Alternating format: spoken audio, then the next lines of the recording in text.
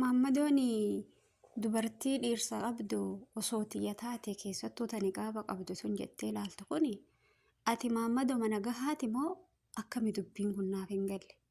Abbaatu waan of hin barbaanne namarratti hin barbaadin. Amma odoo namni niitii ta'e odoo xiyya taate jedhee maammadoon tokko morma itti dheeresse morma isaa sallaale irraa murteetiin idaa seente gumaa kafaluu deemtaa takkee boolla jala hidhamtaa jechuudha. Kanaafuu waan hin taane waan ofii keessanii hin jaalanne namarratti hin jaalatina.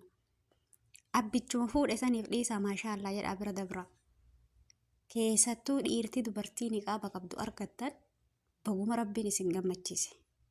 Dubartii shaffanattuu tayoo laalan urgooftu tayoo laalan nama hawwatee maalumatu funyaan isii kanarra jira jedhee namni meeqa amma fuuluma ishii kana laaluuf meeqa kamtu hawwa jechuudha. Kanaafuu alhamdulillah warri niqaaba qabdan alhamdulillah baga rabbi iddii isin godhe bagan qaalii taatanii niin jedha.